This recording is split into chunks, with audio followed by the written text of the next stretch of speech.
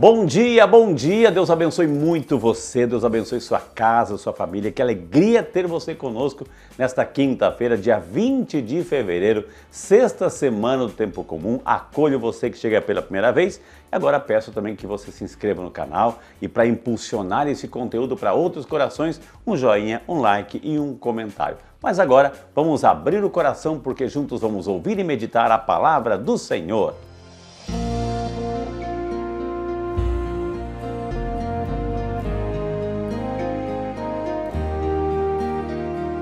O Senhor esteja convosco, Ele está no meio de nós. Proclamação do Santo Evangelho de Jesus Cristo, segundo São Marcos. Glória a vós, Senhor. Naquele tempo, Jesus partiu com seus discípulos para os povoados de Cesareia de Filipe. No caminho, perguntou aos discípulos: quem dizem os homens que eu sou? Eles responderam: alguns dizem que tu és João Batista, outros que és Elias, outros ainda que és um dos profetas. Então ele perguntou: e vós? Quem dizeis que eu sou? Pedro respondeu: tu és o Messias. Jesus proibiu-lhe severamente de falar a alguém a seu respeito. Em seguida, começou a ensiná-los, dizendo que o Filho do Homem devia sofrer muito, ser rejeitado pelos anciãos, pelos sumos sacerdotes e doutores da lei. Devia ser morto e ressuscitar depois de 3 dias. Ele dizia isso abertamente. Então Pedro tomou Jesus à parte e começou a repreendê-lo. Jesus voltou-se, olhou para os discípulos e repreendeu a Pedro, dizendo: vai para longe de mim, Satanás. Tu não pensas como Deus, e sim como os homens. Palavra da salvação. Glória a vós, Senhor. Meu amado irmão, minha amada irmã, esse texto de Marcos apresenta um momento decisivo no ministério de Jesus.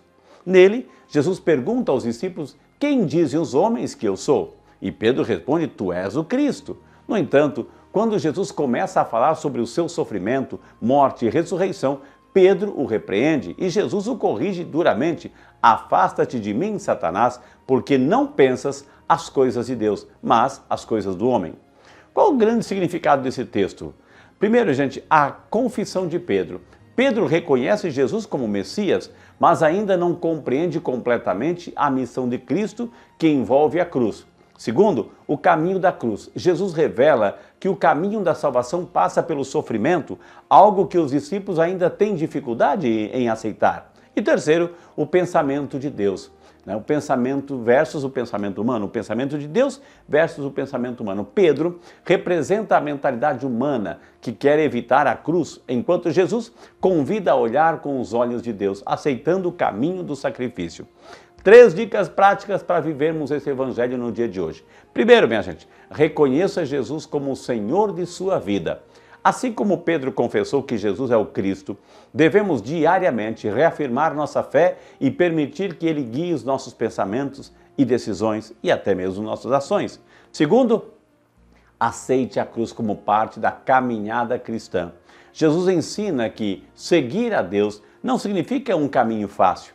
Enfrentamos desafios, mas cada sofrimento pode ser oferecido a Ele como amor e confiança. E terceiro, busque ter o olhar de Deus sobre as situações. Muitas vezes, minha gente, como Pedro, queremos soluções humanas e evitamos os desafios da fé. No entanto, Jesus nos convida a enxergar além, confiando em seu plano, mesmo quando não entendemos completamente.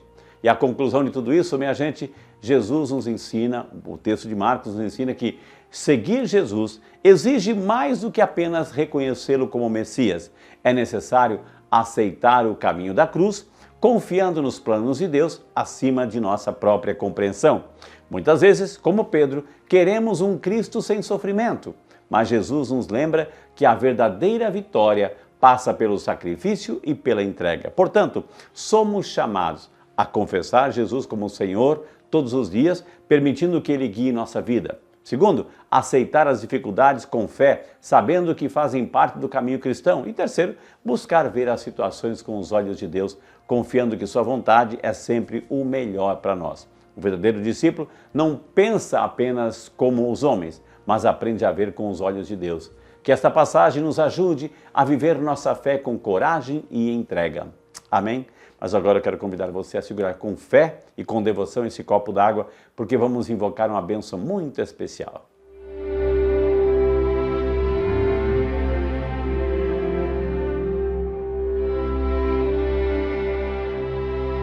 Senhor Deus de infinita bondade e misericórdia, te louvamos e te bendizemos, Senhor, todos os dias. Essa imensa oportunidade que temos de ouvir e meditar a Tua Palavra. Mas agora, Senhor, invocamos uma bênção especial sobre esta água, tão limpa, pura e transparente, que vamos tomar com alegria e com fé.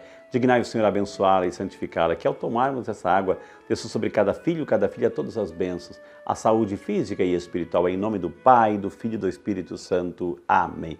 Pode tomar a sua água. Deus abençoe você e não esqueça, compartilhe esse vídeo. Alguém está esperando e precisando. Deus abençoe.